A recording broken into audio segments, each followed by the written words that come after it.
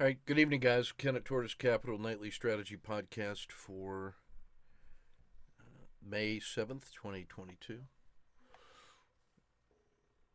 So we're going to start with the sector Z scores from Chi Wing Chong.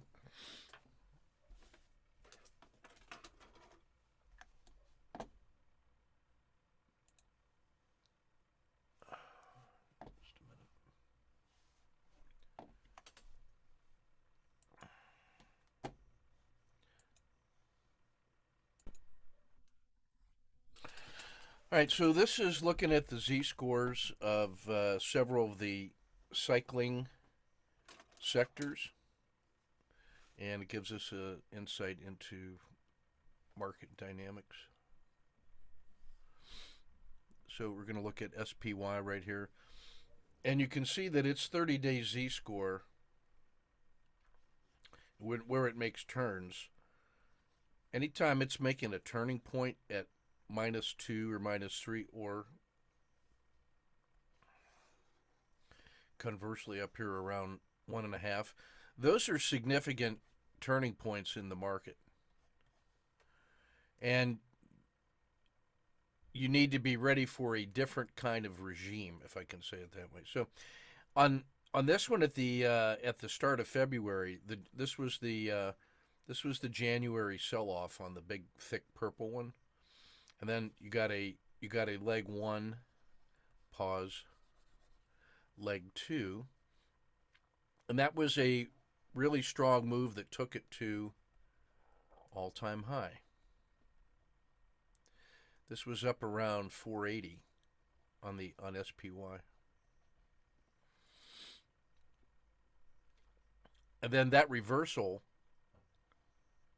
crosses the zero line here, and now things are gloomy, and we're down around 410 on SPY. So when you get these kind of major turning points, all the things that were working in here suddenly were no longer working, and then really weren't working, and now we wake up and say, oh, wow, things are really bad. Well, there were signs. Let's take a look at energy's pathway. This was that first run-up on fear of war and wondering what sanctions on Russian energy was going to do. Oh, we know what that was, And it really has stayed above that key zero line, except for this one brief moment, and now it's getting ready to resume. You'll notice that XLB, the black line, has pretty much been better than SPY the entire year. This has something to do with inflation and the cost of real things going up, which makes that XLB better.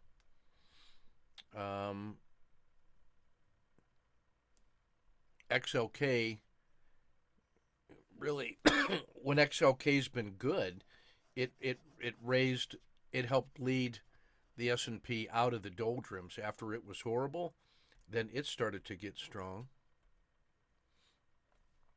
But it really hasn't come all the way back. And plus, now you see the weakness in all the big techs has not been there to support the S&P, which is why the S&P has been failing. The banks have just really gone from being leaders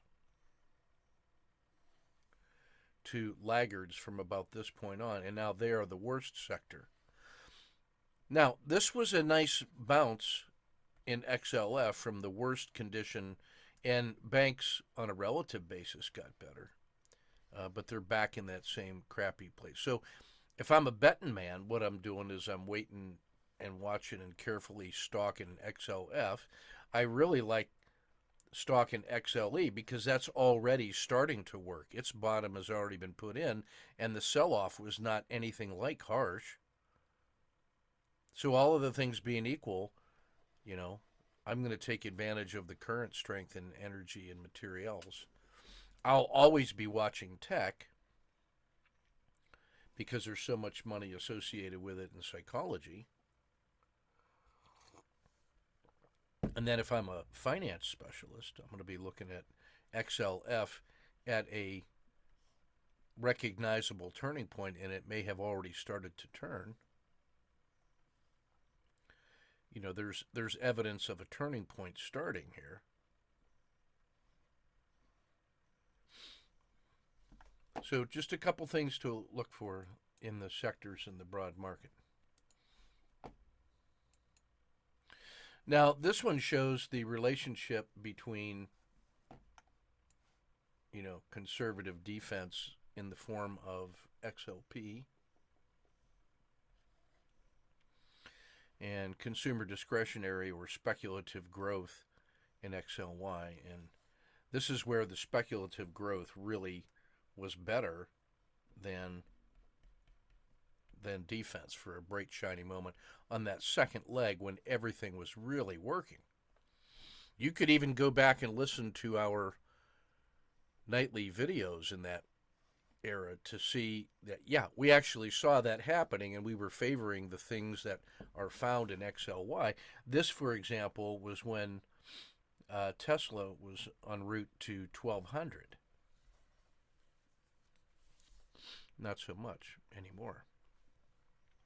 And so there are a couple broad periods in which defense has been winning. So XLP is not even below the zero line yet, while XLY, SPY, and we saw already tech and finance were getting smashed. XLP, the defensive sector, is pretty good.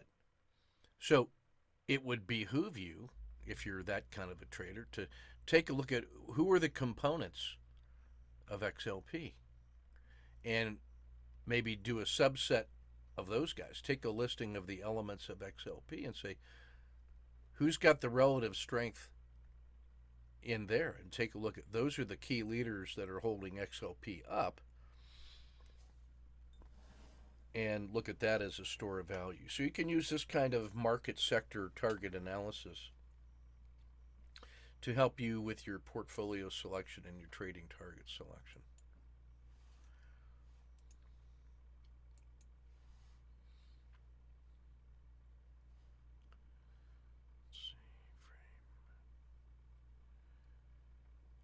I'm looking for one that Ken H put in here.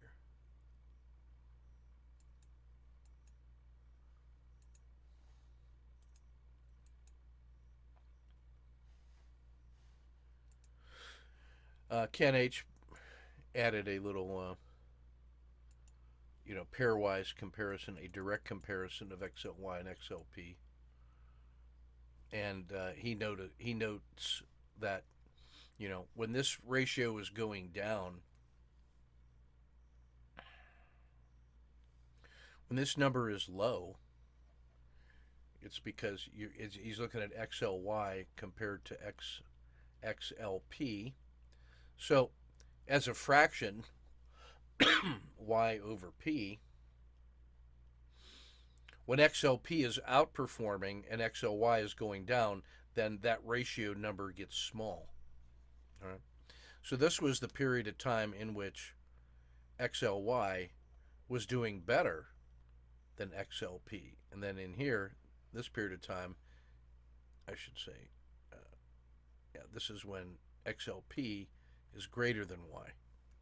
And you can see that's just getting horribly smashed on defense down here. And watching those turning points is what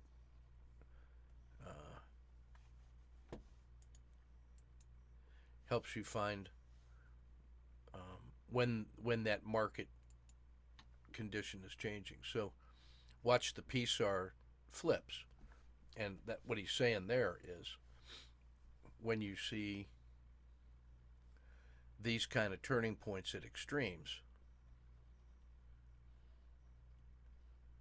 is when that regime changes from XLY growth to XLP defense. And you can really see that in here, those extreme turning points.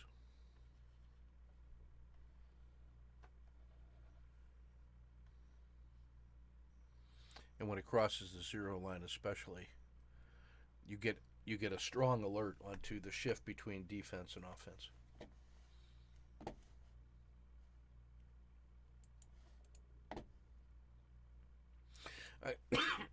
All right, we have a half a dozen chart frames from Ken H to look at here next.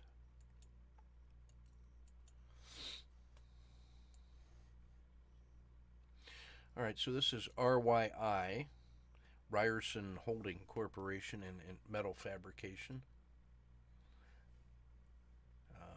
Let's see, so I'm looking at the daily's the one that really jumps out at me, that if this support level here holds, then you can get an amazing move. That's a 33% move from the turning point to the peak. And you could look at this as leg 1, pause, leg 2, all the way to 39, pause, pullback. And now it's threatening to hold support here, or threatening to collapse all the way back to 24. So when this broke, and this is on the hourlies, when that broke, now it's holding a new level inside here. Now, was this an overreaction?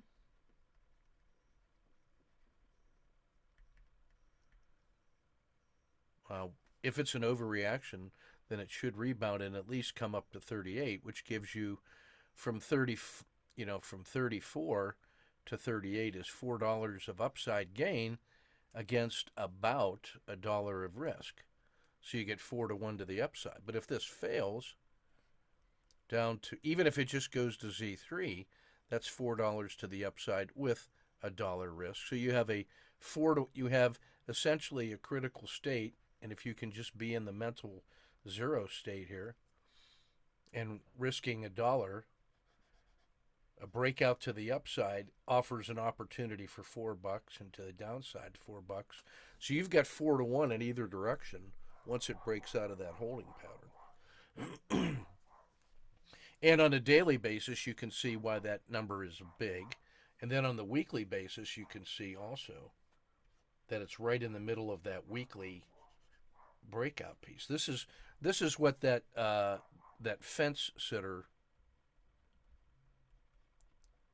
pattern looks like, where on the long term look back it's right in the middle, and then the midterm it's right in the middle, and then it's in a critical state on the tactical, and you can see that it's been very volatile. It's gone from 41 to 32 in 2 days. So it's in the middle, and very volatile. This thing's ready to collapse or rebound sharply. This is like a bull in a china shop. What's it going to do? Or a bull and a bear fighting in a china shop. Something's going to give. And what makes it interesting is this is not a company that's in the news all the time that has a lot of speculation pushing it around. This is a basic metal fabrication industrial company that is fighting for its life right here in the market. So that one should be really interesting. Verizon was a Godzilla, still is. You can see already the move off the bottom from 45 to 48. That's about an 8% move already. So the fail back down here is easy to see, which is about $3. And then a move just back to the midpoint of the river.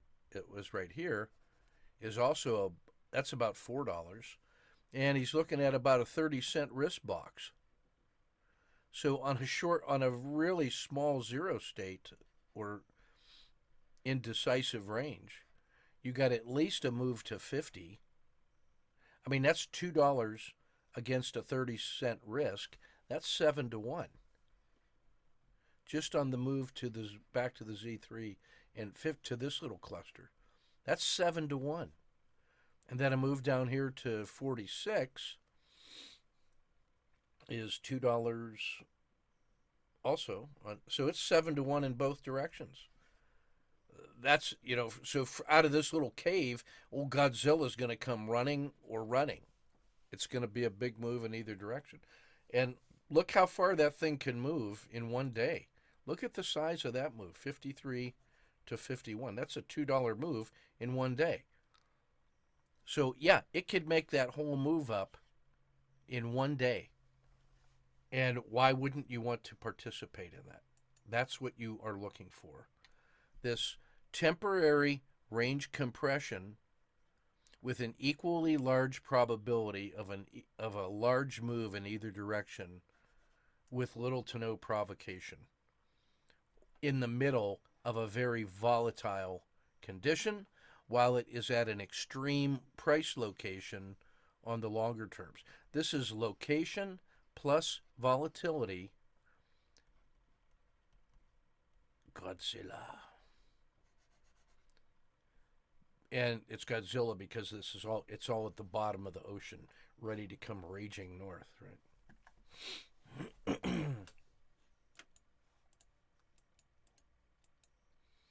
Devon Energy, on the other hand, is fireworks.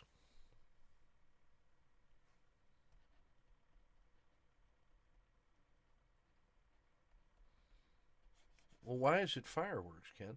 Because on the long term, as you can see, if you set that equal to 0 and this equal to 100, it's clearly in the top 10%.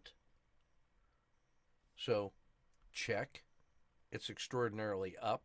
If you took a look at the last 30 days and set the top equal to 100 and the bottom equal to 0, you would say, oh yeah, this thing is easily in the top 10%. So the midterm, extreme condition to the upside, check. And the tactical play is a caught a 2, caught a 2, caught a 2 at an extreme peak, and it just went boom. Now, is there another leg up? We don't know.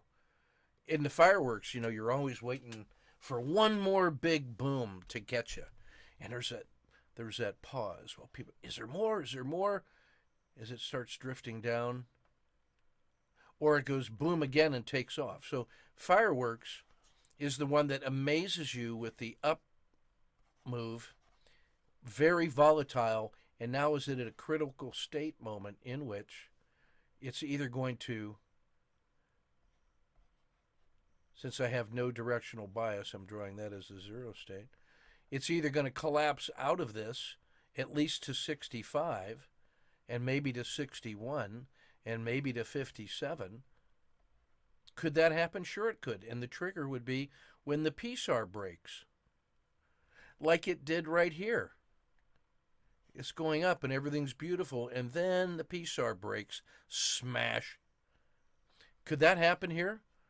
Are you telling me it couldn't happen when it's already pushing Z3 and there's nobody left to buy? Well, then that means everybody that bought this run-up that started in the winter, went to the spring, and now is at the peak of summer, if there's nobody left to buy, it collapses to 65, and all these people are still happy. And that's a $5 move to the downside. So that's why this one is fireworks.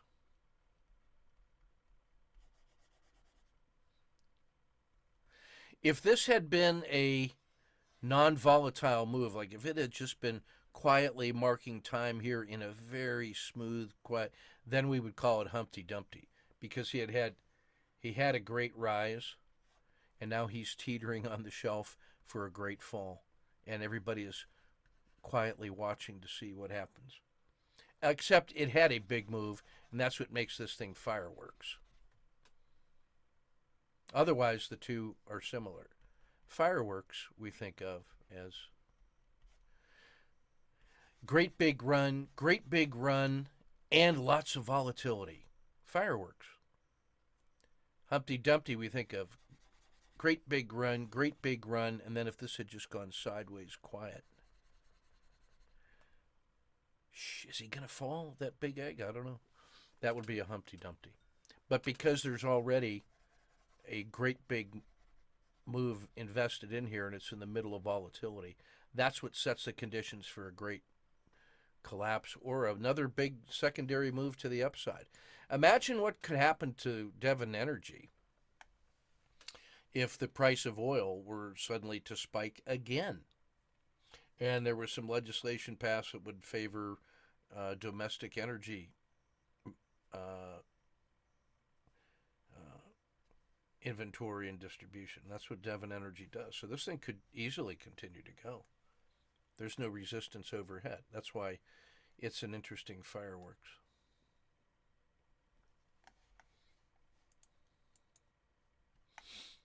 IBM.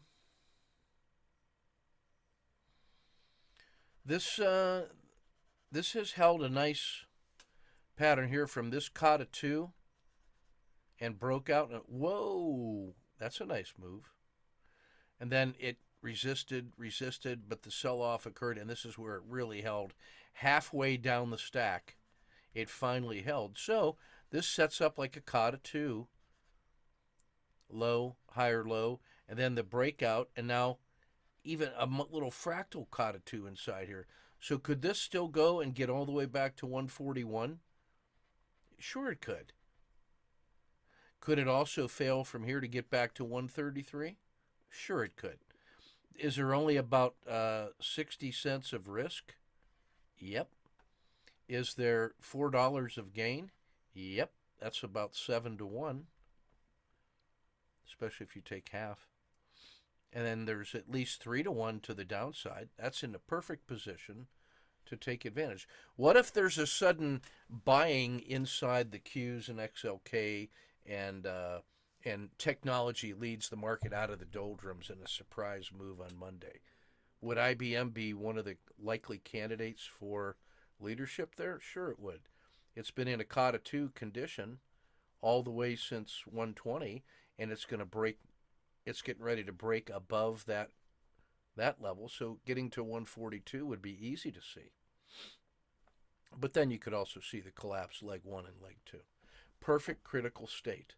We don't have a directional bias. We're looking for things that are likely to make big, large, fat moves quick, fast, and in a hurry.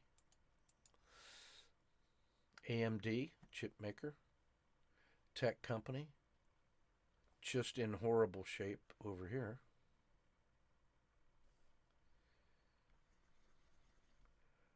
Is it going to hold support at this level after a fall from 160? Oh, almost a 50% sell-off in the chips. And here's just in the last 30 days, 20 days, 124 to 84.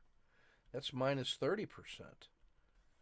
But it held support at 86, made a run up and now a pullback, and is now in this tight little risk box.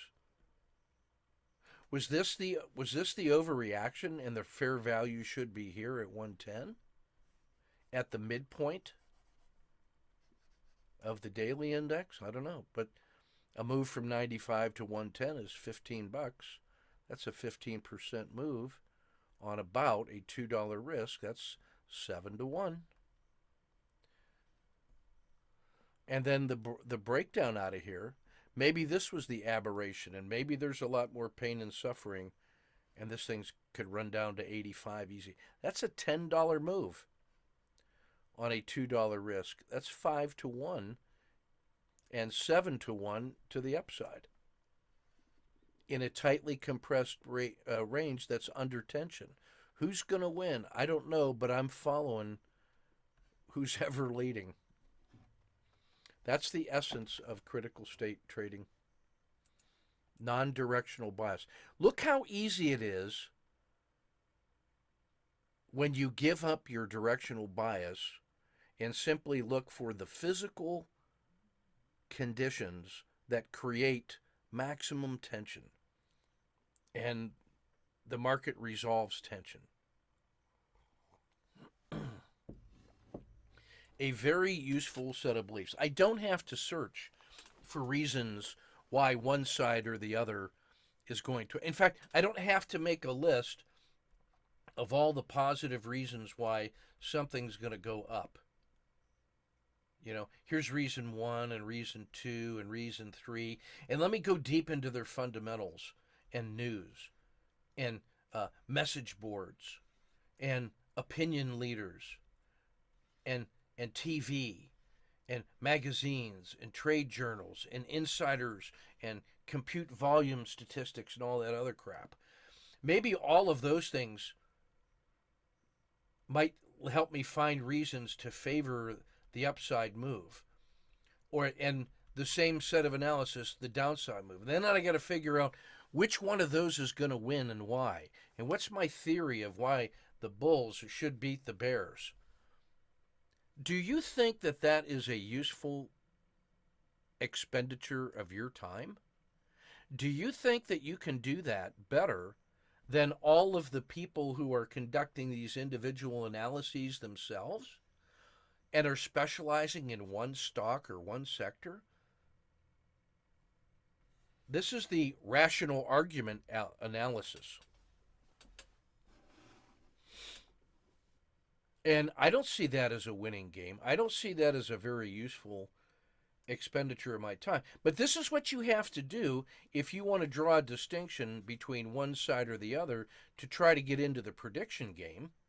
Why would you do that? Why don't you just find things that are precisely and precariously balancing right on the edge of either a big recovery or a big collapse in a small range, and then trade the breakout and not have to go through who should win and then who is winning.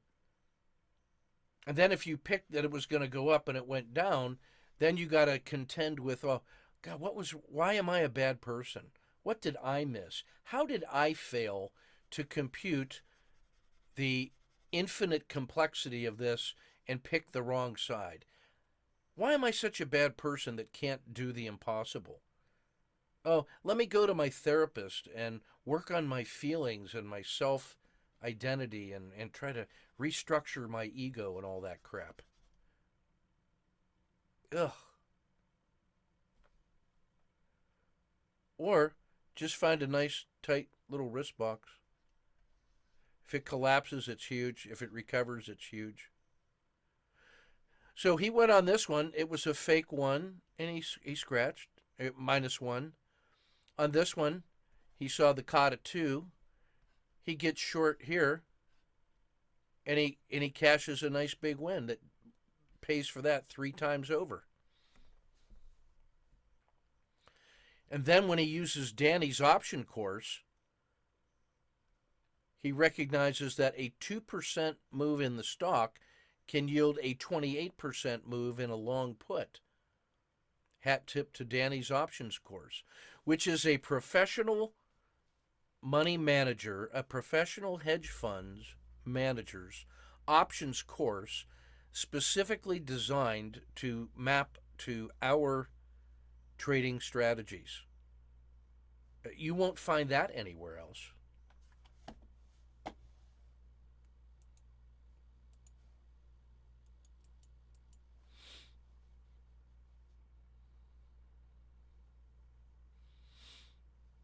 Pfizer. Yeah, this is the pattern of interest here. You can see how this is a fence sitter. It's right in the middle of the midterm range, so it's right at the 50-yard line. And here at the 49, so right in here, it's halfway between the peak and the valley. And it's sitting right at the bottom of that support shelf. So if that breaks, bam, that thing is going to fail in a big way, which is essentially this line here. So that's an easy move to the downside to see. That's an easy move to the upside to see. And it has a tiny little 40-cent risk box of a breakout. Don't have a directional bias. Simplify your life. Follow the leaders. Be the second mouse. No, that's the second one on Pfizer. Procter, last one. Fence sitter. on the weekly, halfway between. Nice tight risk. Daily, fence sitter. Nice tightly compressed wrist box. And on the tactical, it's at a critical state ready to fail. So he's already on the bottom shelf of that thing, and if it falls below 154, there's nothing to hold it until it gets down here. So that's a $7 move to the downside on about a $2 risk. So that's 3-1. And then on this one, the move is to 162, which is $6 on 2, which is 3-1. So this one's like eating barbecue in your backyard. It's right in the middle, a B, right in the middle, a B, and it's quietly sitting on this shelf, ready to fall into the pool or go running from the cops. Barbecue fence sitter, nice.